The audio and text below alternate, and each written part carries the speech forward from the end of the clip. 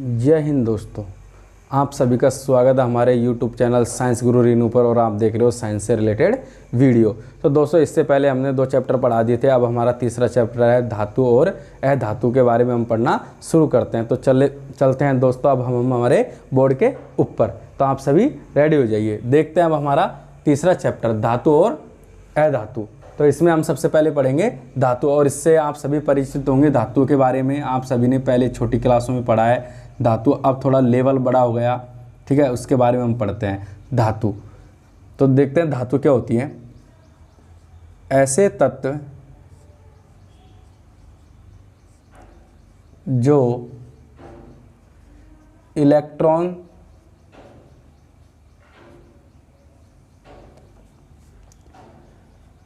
त्याग कर धन आयन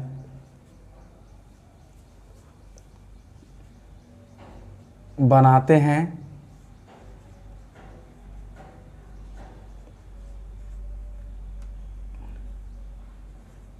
इन्हें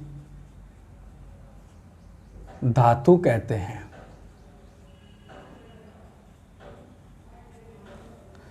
धातुओं को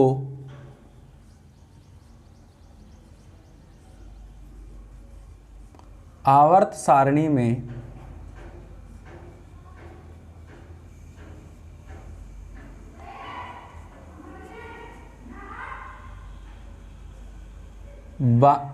बाईं ओर तथा मध्य में रखा गया है।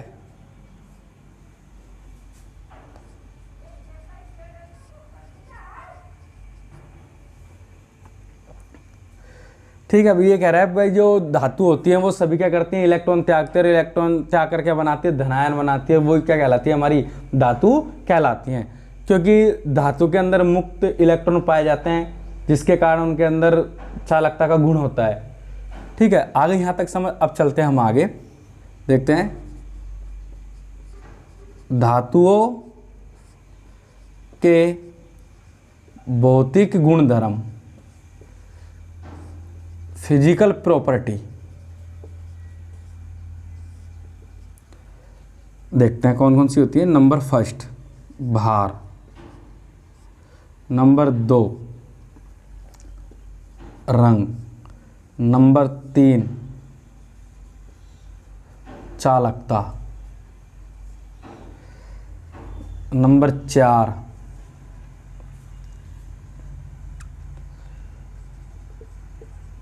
चुंबकीयता, और नंबर 5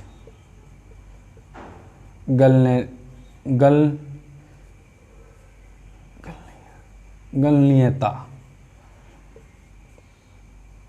देखते हैं पहला भार।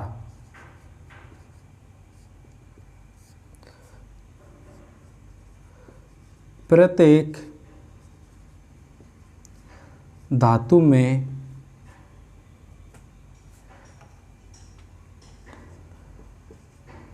भार होता है जो एक दूसरे से भिन्न होती है।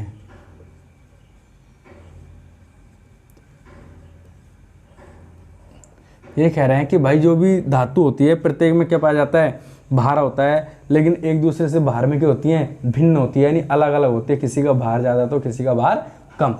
अब देख लेते हैं दूसरा रंग। प्रत्येक धातु में अलग अलग रंग पाया जाता है, जिसके आधार पर इनको पहचाना जाता है। ये कह रहा है कि भाई जो धातु होती हैं उनको क्या है, सभी धातुओं में एक जैसा कलर नहीं पाया जाता, सभी धातुएं अलग अलग होती हैं और उन्हीं के आधार पर उनको पहचाना जाता है। तीसरा टॉपिक यह है चुंबकीयता।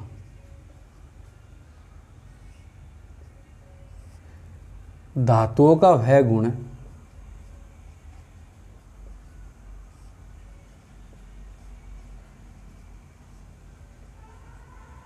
धातु का वह गुण है जिसमें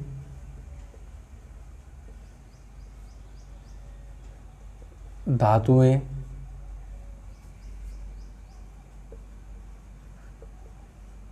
चुंबक बन जाती हैं।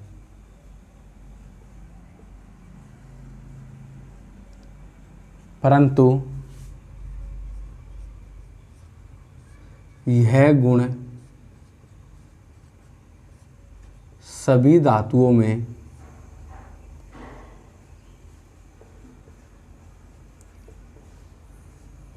नहीं पाया जाता।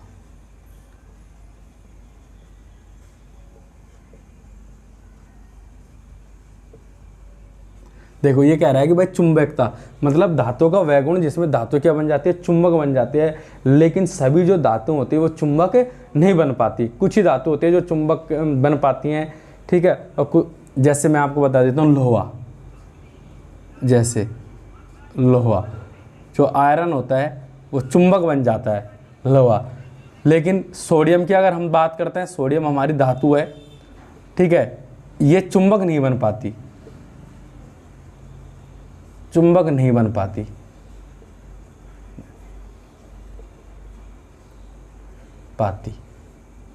क्लियर भाई। कुछ धातुएं हैं जिनमें चुंबक का गुण पाया जाता है, कुछ धातुएं ऐसी हैं जिनमें चुंबक का गुण नहीं पाया जाता। जैसे कि हमारा लोहा हो गया, ये चुंबक बन जाता है, लेकिन सोडियम है वो चुंबक नहीं बन पाता, क्योंकि सोडियम भी क्या है कि धातु है। अब अगला टॉपिक आता है हमारा चालकता।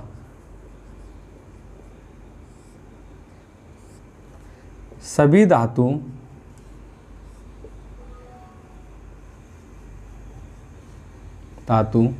विद्युत की चालक होती हैं।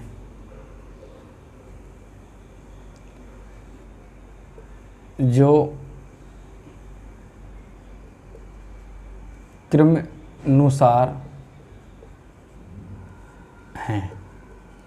यह कह रहा है कि भाई सभी धातुएं क्या होती हैं, विद्युत की चालक होती हैं। जितनी भी धातु होती हैं उनमें सभी में विद्युत का मतलब विद्युत के चालक होती हैं, उनका गुण पाया जाता है जो क्रमानुसार है। जैसे कि हम बात कर लेते हैं चांदी, सबसे ज़्यादा जो चालकता होती है वो किसके अंदर पाई जाती है, चांदी के अंदर पाई जाती है, जिसको बोलते हैं Ag। उसके बाद में किसका नंबर आता है, तांबे का नंबर आता है Cu। फिर उसके बाद में आता है आपका सोना होता है, उसको बोलते हैं Au। इसके बाद में आता है आपका एल्युमिनियम,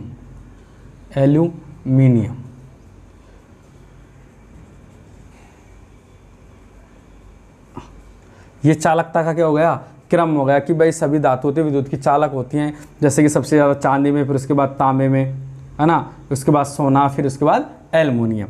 अब अगला आता है तुम्हारा पांचवा गलनीयता।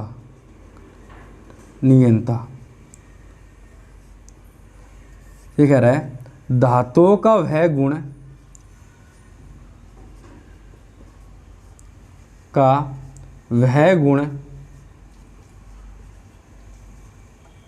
जिसमें धातु एक निश्चित तापक्रम पर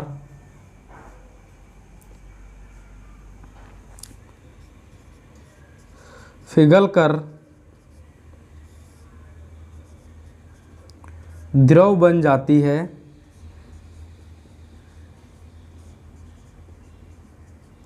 उसे गलनीयता कहते हैं।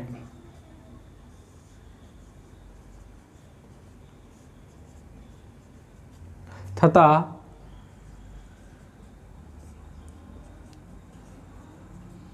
जिस तापक्रम पर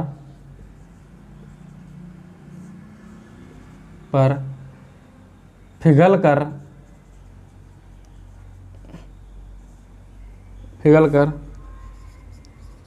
द्रव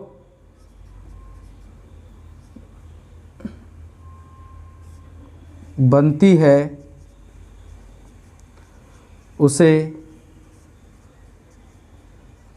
गलनांक कहते हैं। देखो ये कह रहा है कि धातुओं का वह गुण जिसमें धातुएं एक निश्चित तापक्रम पर पिघल कर क्या बन जाती है, द्रव बन जाते हैं, उसे हम गलनीयता कहते हैं। लेकिन जिस ताप पर ये पिघल कर द्रव बनती है, जिस ताप पर ये पिघल कर क्या बनती है, द्रव बनते हैं, उसे हम क्या कहते हैं, गलनांक कहते हैं। भाई कि सोना कितने तापक्रम पर पिघल रहा है, चांदी कितने तापक्रम पर पिघल रही है, ठीक है, वो क्या तापक्रम क्या है, एक निश्चित तापक्रम है। जिस तापक्रम पर ये पिघलना क्या हो जाती है, शुरू हो जाती है, उसे हम गलनांक बिंदु कहते हैं या गलनांक कहते हैं। धातुओं के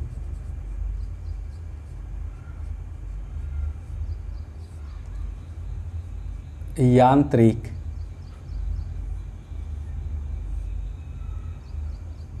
गुणधर्म, वो तो हमने पढ़ लिए थे भौतिक गुणधर्म, अब पढ़ेंगे हम यांत्रिक गुणधर्म। देखो कौन कौन से यांत्रिक गुणधर्म है। पहला नंबर है कठोरता,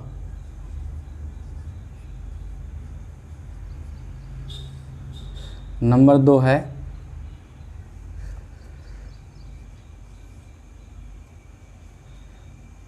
लचीलापन, नंबर 3 है तन्यता, नंबर 4 है धातु वर्ध्यता या आघात वर्ध्यता।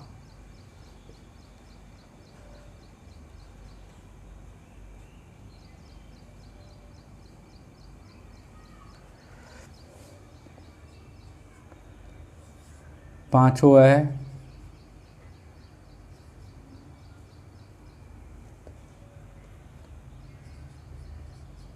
ध्वनिता, ये ध्वनि का।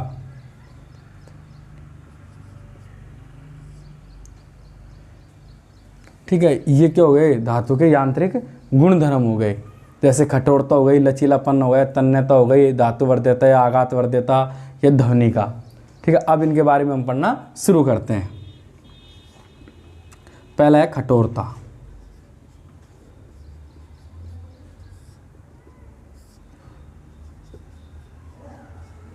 धातुओं का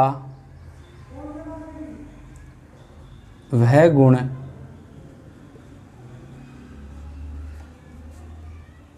जिसमें धातु ना घिसे और ना ही टूटे, इस गुण को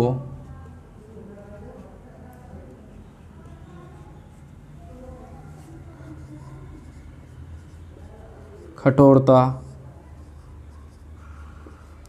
कहते हैं। सभी धातुओं में कठोरता भिन्न भिन्न होती है।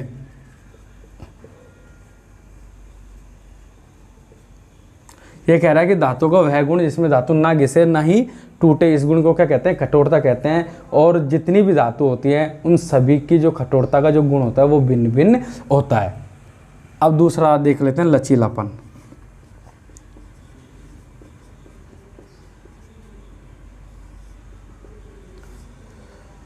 धातुओं का वह गुण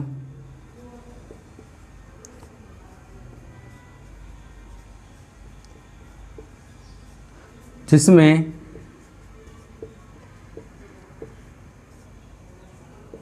धातुओं पर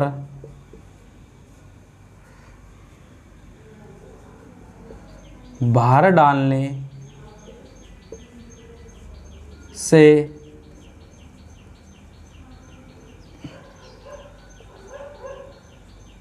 इनमें खिंचाव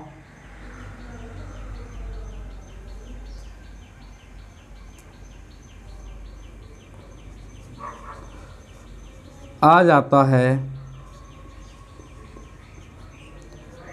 उसे लचीलापन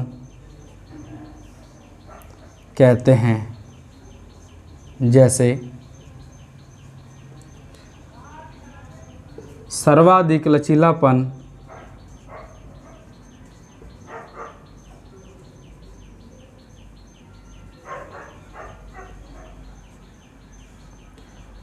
रबर में तथा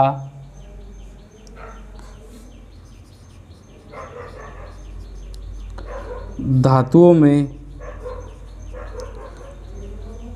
स्टील में होता है।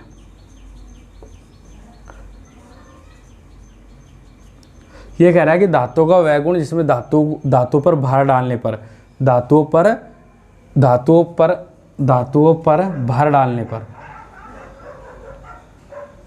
पर भार डालने से इनमें क्या आ जाता है, खिंचाव आ जाता है। उसे हम क्या कहते हैं, लचीलापन कहते हैं। जैसे कि सर्वाधिक लचीलापन किस में पाया जाता है, रबड़ में पाया जाता है। लेकिन अगर हम धातु की बात करते हैं तो सबसे ज़्यादा किस में होता है, स्टील में होता है। तन्यता।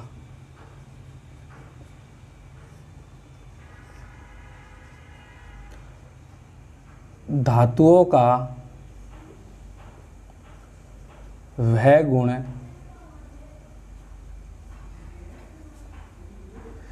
जिस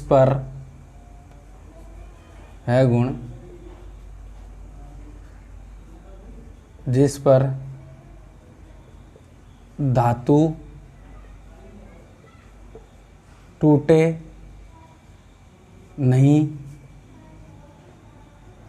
बल्कि इनको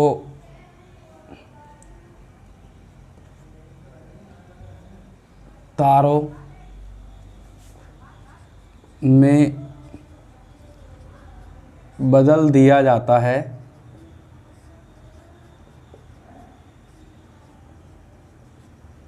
इस गुण को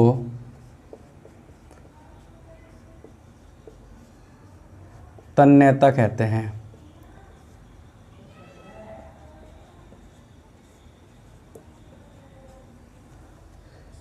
इस गुण के आधार पर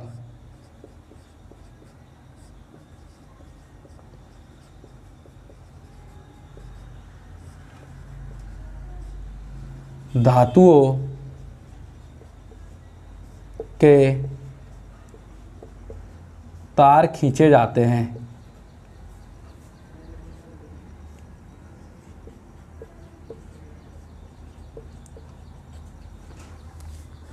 सबसे तन्य धातु सोना है। 1 ग्राम सोने से 2 किलोमीटर लंबा तार बनाया जा सकता है।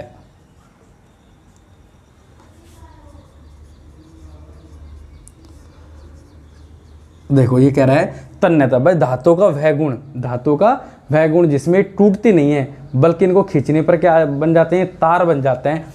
इस गुण को हम क्या कहते हैं, तन्यता कहते हैं। ठीक है, धातु के तार खींचे जा सकते हैं इस गुण के आधार पर। दूसरा है जिसमें सबसे ज़्यादा तार खींचने की मतलब बनाए जाते हैं, तन्यता होती है, वो होती है सोना। ये कहा जाता है कि भाई 1 ग्राम जो सोना होता है उसमें लगभग 2 किलोमीटर लंबा तार खींचा जा सकता है। अब आता है आघात वर्ध्यता। आपका चौथा आता है धातु वर्ध्यता।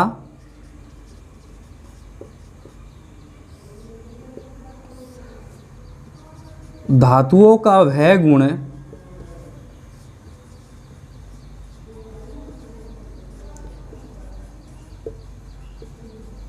जिसमें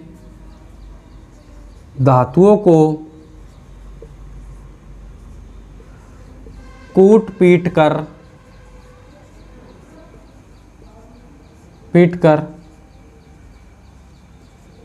चद्दर के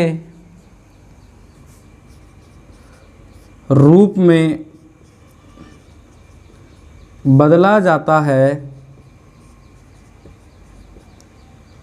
इसे धातु वर्ध्यता कहते हैं।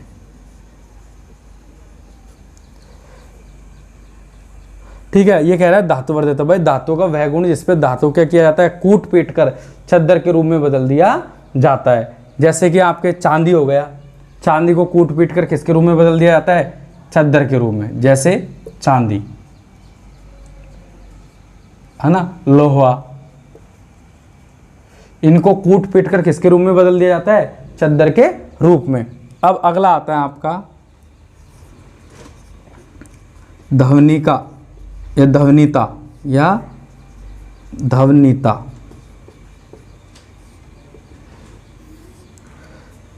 धातुओं का वह गुण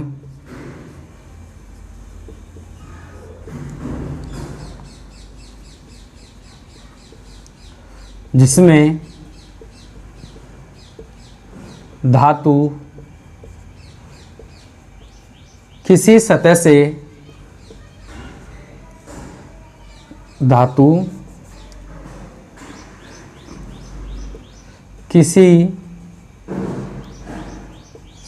से टकराने पर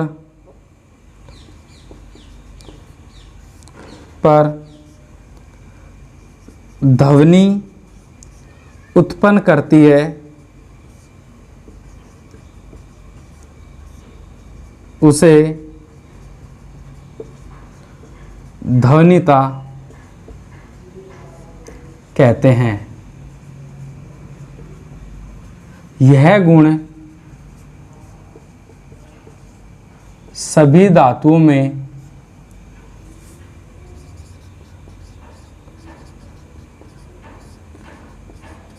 नहीं पाया जाता।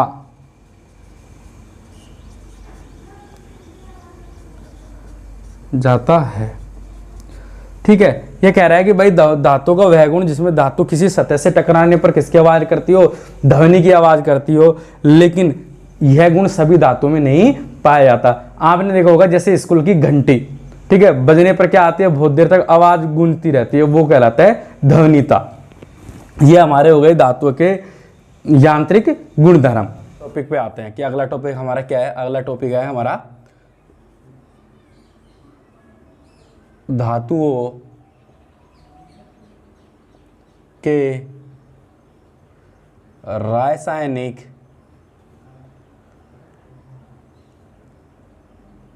गुणधर्म।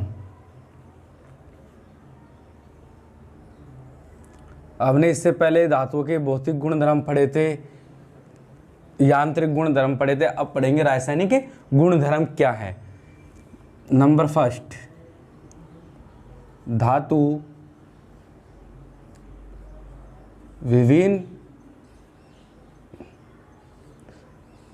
प्रकार की अधातुओं से क्रिया कर यौगिक बनाती है।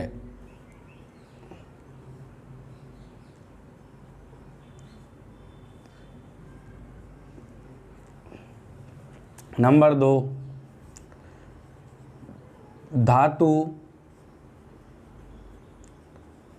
साधारण ताप पर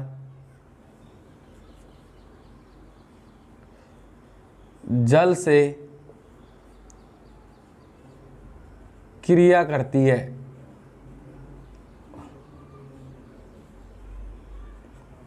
नंबर 3, धातु अम्ल व क्षार से क्रिया करती है।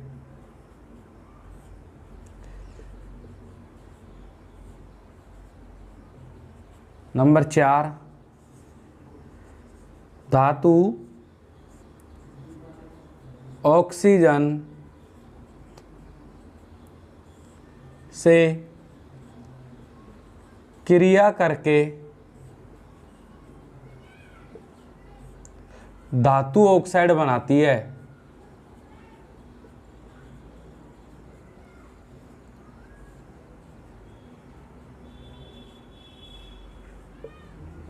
जैसे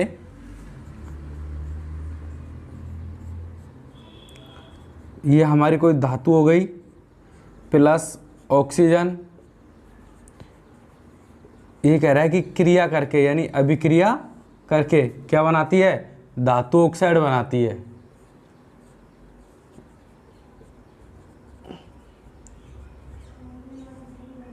जैसे हम देखते हैं हमारे पास ये कोई 2Cu कोई धातु है, ठीक है, प्लस ये O2 है हमारे पास, इजिकल टू क्या बनेगा 2CuO। दूसरा है हमारे पास 4Al plus 3O2 is equal to क्या बनेगा 2Al2O3। आ गया सबके समझ कि भाई ये हमारे पास धातु है, ये ऑक्सीजन से क्रिया करके क्या बना रही है, धातु। अगला आता है अब हमारा उभयधर्मी ऑक्साइड।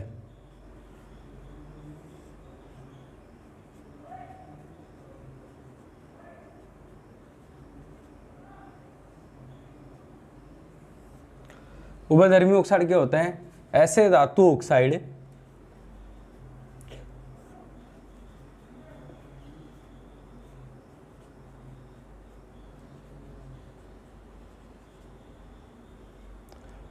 जो अम्ल व क्षार दोनों से क्रिया करके लवण व जल बनाते हैं।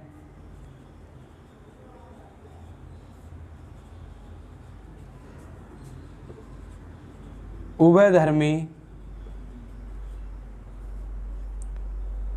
ऑक्साइड कहलाते हैं।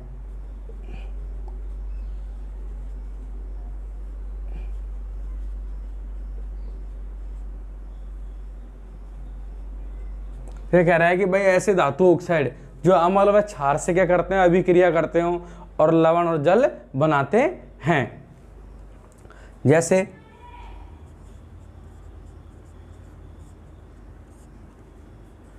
Al2O3 plus 6HCl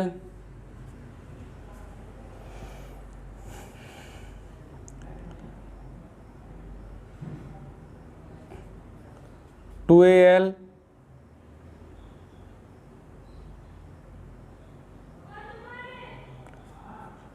Cl3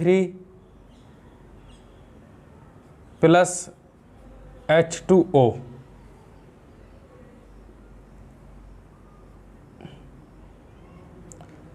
(3H2O)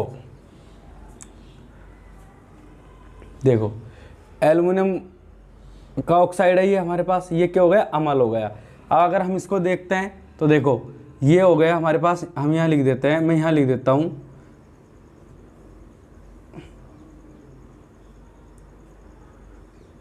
चलो मैं यहाँ लिख देता हूँ। ये जैसे हमने, ये हमारे पास धातु ऑक्साइड है, ठीक है, ये हमारे पास क्या है, अम्ल है। ये क्या कह रहा है कि लवण और जल बनाता है, ये लवण बन गया और ये क्या बन गया, जल बन गया, ठीक है। एल्यूमिनियम ऑक्साइड था कि सल्फ्यूरिक अम्ल, हाइड्रोक्लोरिक अम्ल था, एल्युमिनियम क्लोराइड बन गया और जल बन गया। इसी प्रकार Al2O3 plus 2NaOH is equal to क्या बनेगा, 2NaAl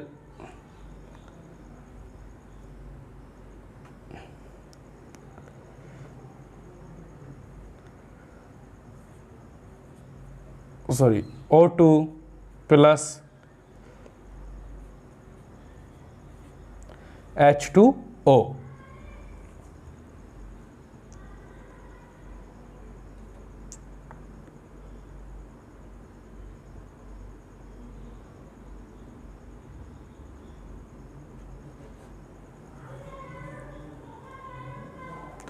ठीक, क्लियर हो गया भाई। ये एल्युमिनियम ऑक्साइड था हमारे पास, ये आपका क्या हो गया, सोडियम हाइड्रोक्साइड हो गया, यानी क्षार हो गया। ठीक है, इसने ये एल्युमिनियम क्या बनाया, एल्यूमिनेट बनाया, सॉरी सोडियम एल्यूमिनेट बनाया, सोडियम एल्यूमिनेट बना और क्या बना, जल बना। इसका नाम मैं लिख देता हूं, सोडियम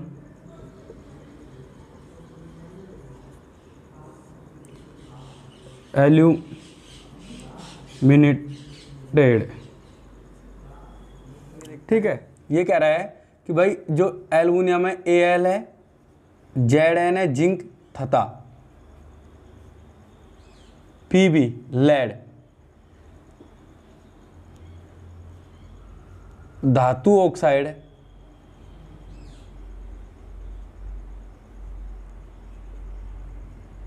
जल में अघुलनशील है,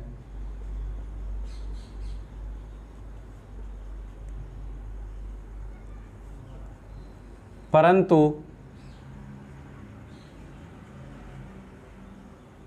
कुछ धातु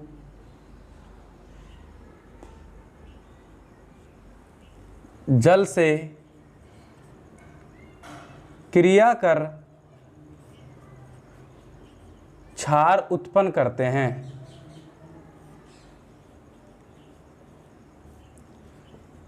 ठीक है, ये कह रहा है कि भाई एल्युमिनियम हो गया, जिंक हो गया, और जो पीबी जो धातु के ऑक्साइड होते हैं वो जल में क्या है, अघुलनशील है। लेकिन कुछ धातु होती हैं जो जल से क्रिया करके क्या देती हैं, क्षार देती हैं।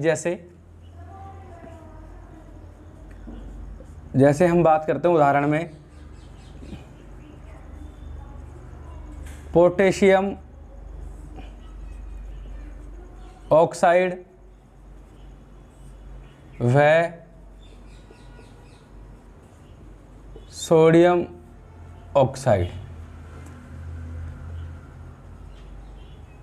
देखते हैं, पोटेशियम ऑक्साइड की बात कर रहा है तो क्या होगा,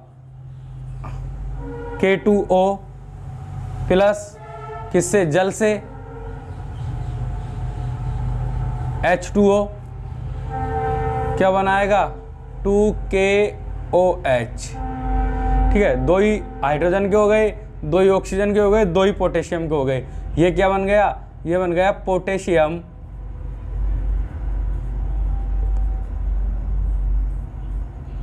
हाइड्रो ऑक्साइड, हाइड्रो ऑक्साइड यानी क्षार है। क्या ये क्षार कौन सी अवस्था में, ये है एक्वा अवस्था में। ये आपका लिक्विड है और ये आपका ठोस है। इसी प्रकार अगर और देखते हैं तो Na2O सोडियम ऑक्साइड है प्लस जल से अभिक्रिया कर रहा है, क्या बनाएगा, 2NaOH सोडियम हाइड्रोक्साइड।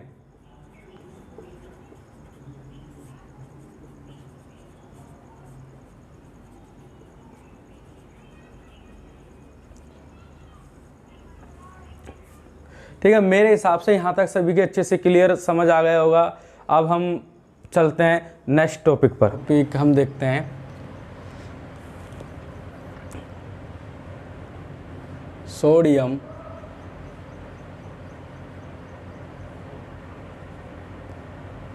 धातु को मिट्टी के तेल में रखा जाता है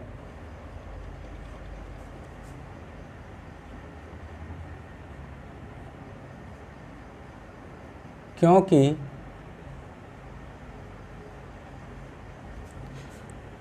खुला रखने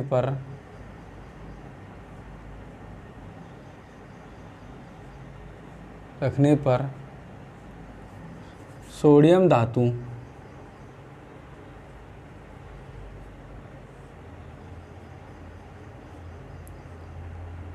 श्वेती आग पकड़ लेती है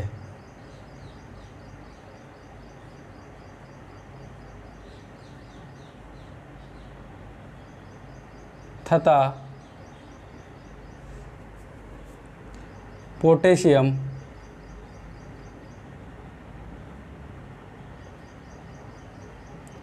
धातु को मोम में लिपेट कर रखा जाता है।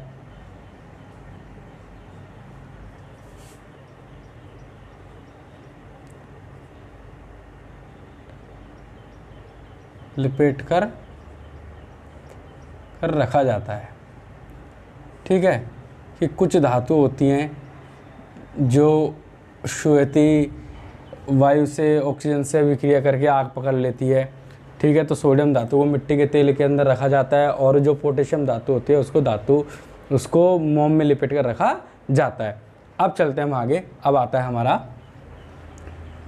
टॉपिक धातुओं की जल के साथ अभिक्रिया।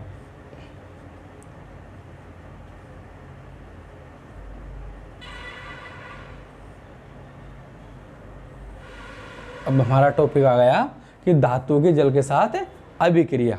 देखते हैं, धातु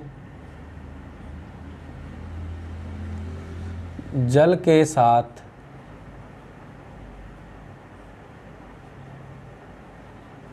अभिक्रिया कर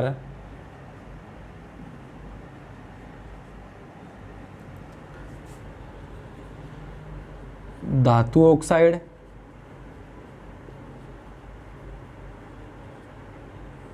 व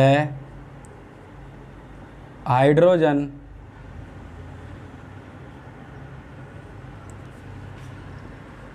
गैस उत्पन्न करती हैं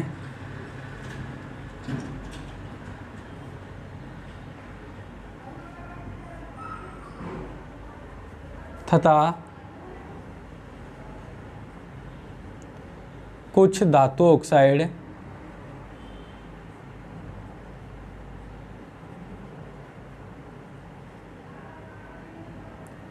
ऑक्साइड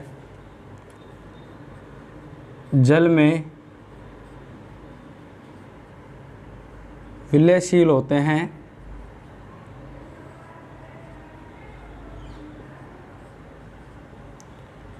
तथा जल में अधिक घुलकर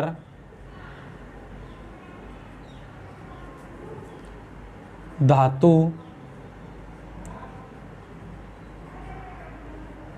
हाइड्रोक्साइड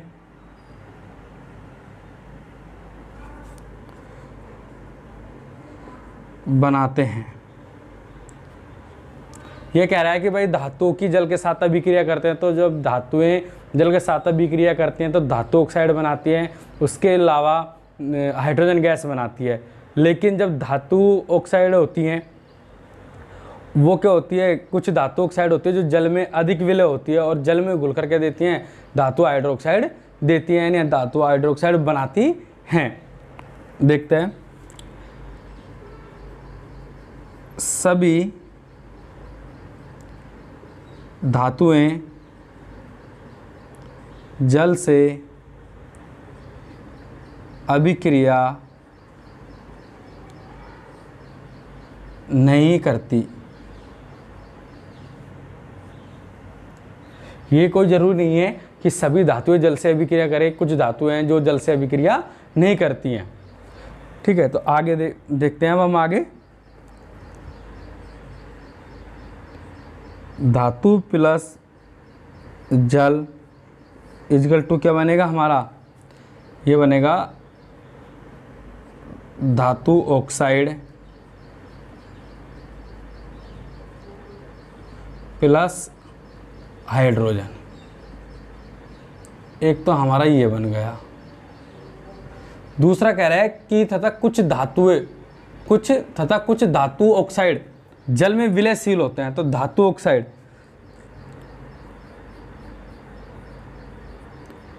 अब जो हमारे धातु ऑक्साइड हैं वो अभिक्रिया करेंगे किससे, जल से, और क्या बनाएंगे, धातु हाइड्रो ऑक्साइड, हाइड्रो ऑक्साइड।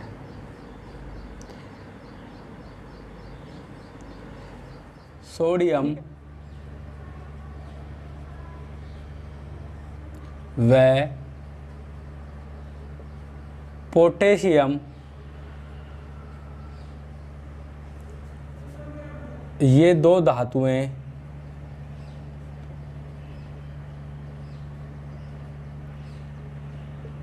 ठंडे जल के साथ अभिक्रिया करती हैं।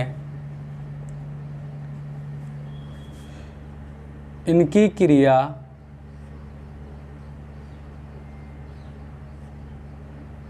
तेज व ऊष्माक्षेपी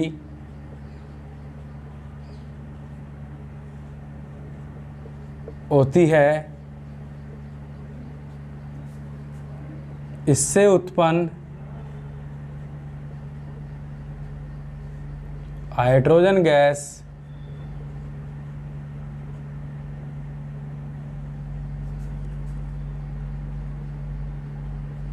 तुरंत जलने लगती है।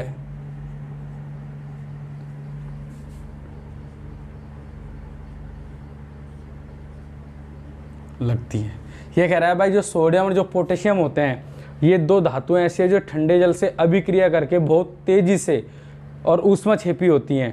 ठीक है, ऊष्माक्षेपी होती हैं और इनसे जो हाइड्रोजन गैस बनती है वो तुरंत जलने लगती है, बहुत फास्ट जलती है। देखते हैं इनका एग्जाम्पल, जैसे पोटेशियम प्लस 2H2O ठंडे जल के साथ अभिक्रिया कर रहा है तो क्या बनेगा, 2KOH प्लस H2 प्लस ऊष्मीय ऊर्जा, ऊष्मीय ऊर्जा। मतलब ये जो पोटेशियम है वो ठंडे जल के साथ क्या कर रहा है, अभिक्रिया कर रहा है। ठंडे जल के साथ क्या कर रहा है, अभिक्रिया कर रहा है। तो अभिक्रिया करने पर क्या बना रहा है, ये पोटेशियम हाइड्रोक्साइड, पोटेशियम हाइड्रोक्साइड बना रहा है, प्लस हाइड्रोजन गैस बन रही है और उसके बाद क्या निकल रही है, ऊष्मा निकल रही है। इसी प्रकार देखते हैं 2Na plus 2H2O is equal to 2NaOH plus H2 plus ऊष्मीय ऊर्जा।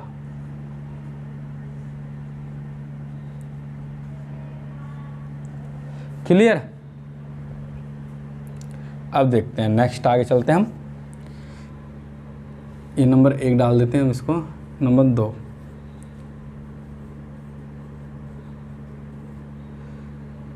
कैल्शियम की अभिक्रिया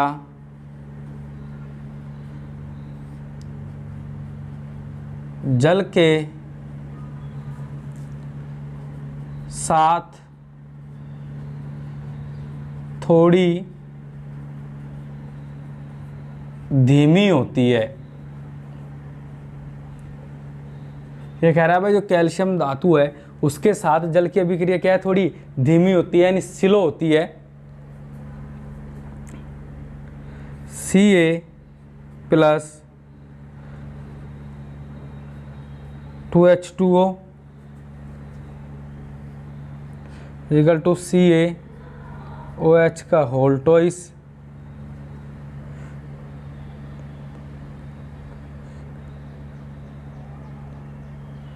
प्लस H2। अगला देखते हैं तीसरा, मैग्नीशियम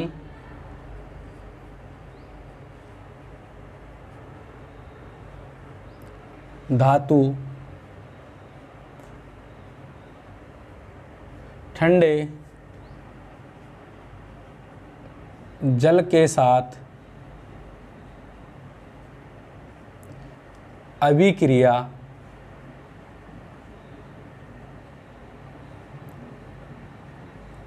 नहीं करती।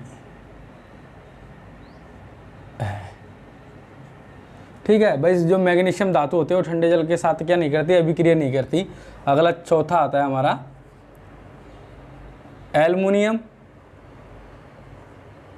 जिंक व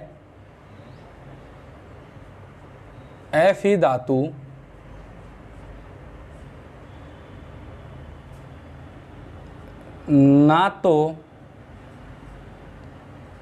ना तो गर्म जल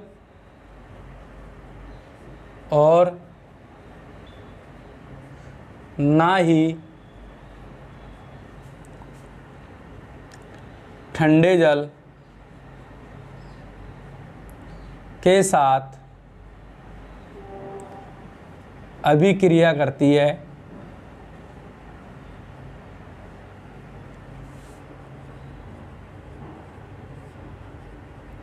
बल्कि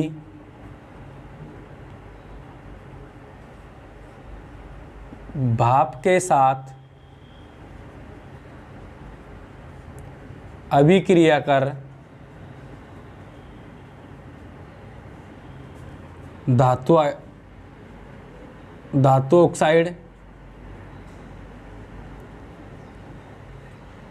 व हाइड्रोजन गैस उत्पन्न करती है,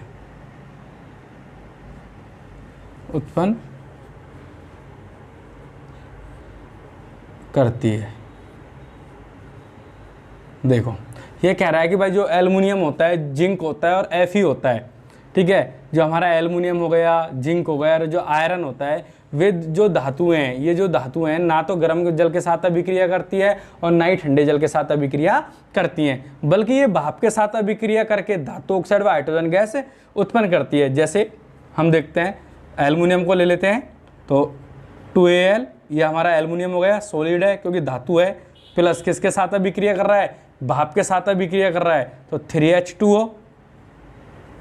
ये बोल रहा है कि भाई धातु ऑक्साइड व हाइड्रोजन गैस उत्पन्न करती है, धातु ऑक्साइड व हाइड्रोजन गैस उत्पन्न करती है, तो Al2O3 प्लस क्या बनाएगा, हाइड्रोजन गैस बनेगी।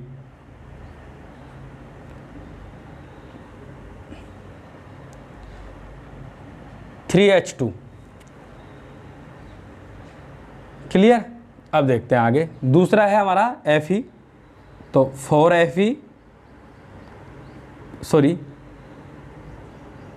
3Fe प्लस 4H2O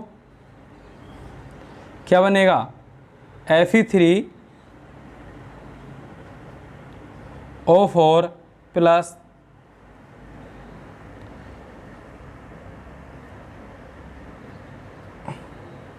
3H2 बनेगा 2H2।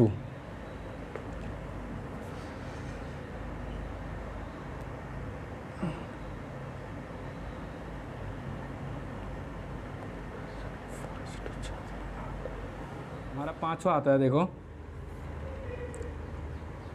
सीसा, चांदी,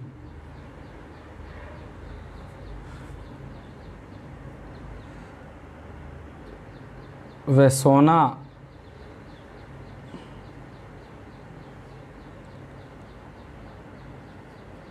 आदि धातु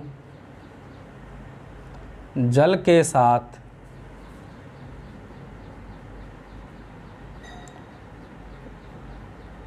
अभिक्रिया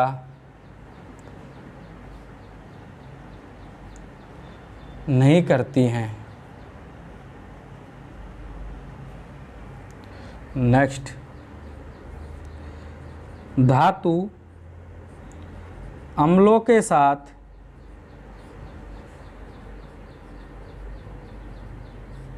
अभिक्रिया कर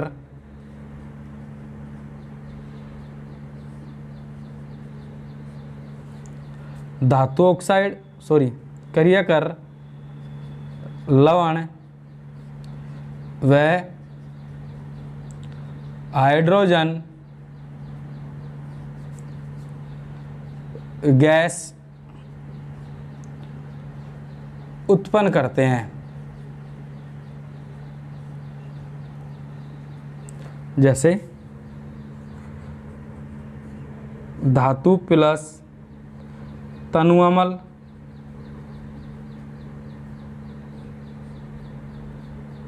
इक्वल टू लवण plus hydrogen gas.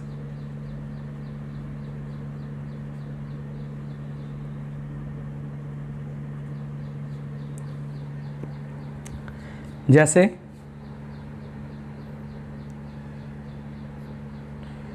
Fe plus H2SO4, ये हमारा लोहा है, धातु हो गई, ये इससे अभिक्रिया कर रहा है तो बनाएगा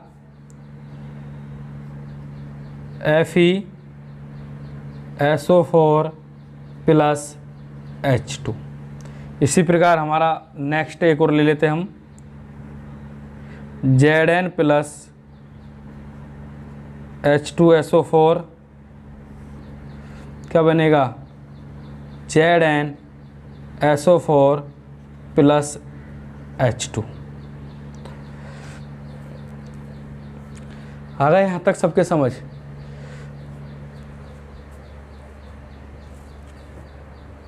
अगला देखते हैं, एक्वा रेजिया, आपने इसका नाम पढ़ा होगा।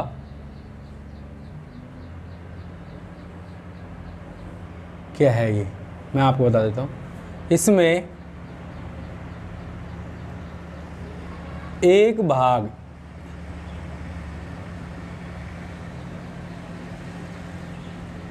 HNO3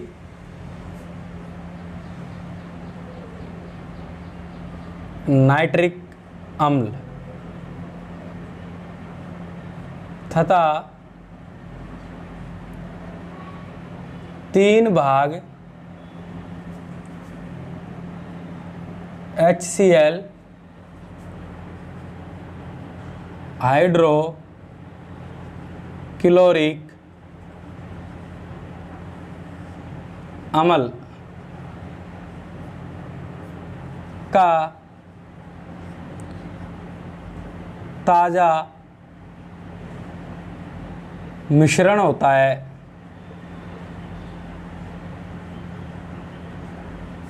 यह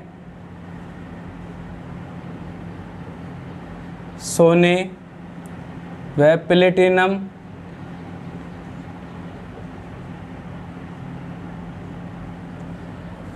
को गलाने में सामर्थ है। इसे रॉयल वाटर के नाम से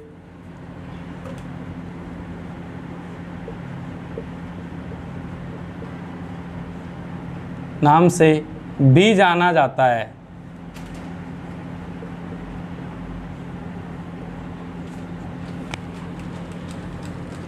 ठीक है, आ गया एक्वेरेजिया।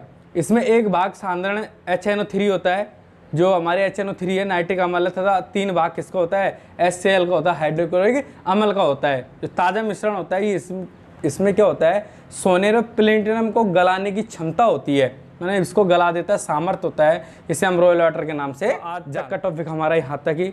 तो दोस्तों, आप हमारे चैनल को लाइक कीजिए, शेयर कीजिए, सब्सक्राइब करना ना भूलिए। Thank you.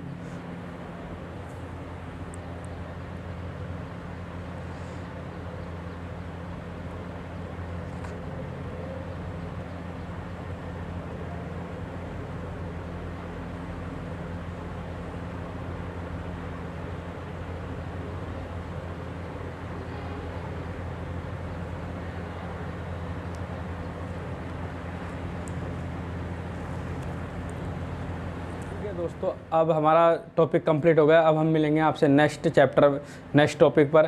तो आप दोस्तों हमारे चैनल को लाइक कीजिए, शेयर कीजिए और सब्सक्राइब करना ना भूलिए।